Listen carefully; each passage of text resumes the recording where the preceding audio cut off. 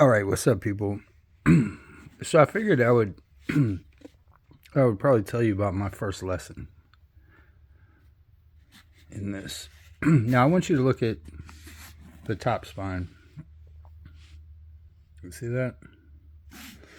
Now I want you to look at the bottom spine. Do you see that? The tear. Right there. What do you think that goes to? See, because I said I want to see what it goes to. So I went to it. Yeah, I know, right?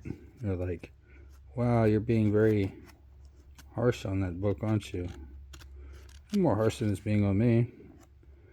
Let me find it. Where do we find it? What's interesting, so we don't find it there, be technical, because I know exactly where it is. It's one page earlier. Exactly. So we're going to go one page earlier.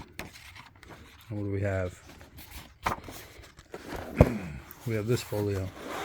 Now what happened is that page wasn't pinched right on the bind. Now you would be like, well, that's an imperfection. Yeah, that's what I thought at first too. And I was like, yeah, it's probably an imperfection of the bind. But then I was like, what did it bring me to? What did it bring me to?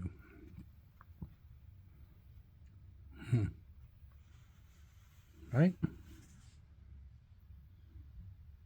Right?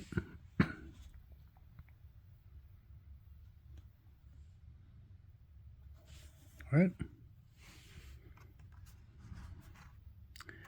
So, an imperfection. A tiny little thing right there. You'd think I could punch it back in. I can't. I don't have the right tools for that. I know, right? You're like, that's a double entendre. You damn straight it is. Damn straight it is. I know, right? But no, I'm being serious. One of the really interesting things about his system is that, and I'm probably gonna have to make another video on this, just because I mean I can put it like this. You want me to go long? I'll read it and go long. This is his introduction, right? I mean, I'm sure you can read it, right? A grimoire of the Sabbatic mysteries, right?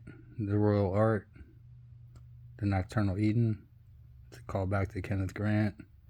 Now, this is his system. It's something called the magical quintessence, the quintessence of magic. This is his system. Notice his use of certain words, Azoth, sorcerer's being.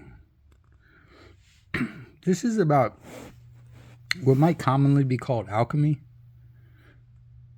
and the quintessence is just the fifth essence. You know what I mean? This goes on. There was one that was one page. Yeah, this is him introducing his own. See again, magical quintessence, wayfaring mage, the gods of place. Place what place?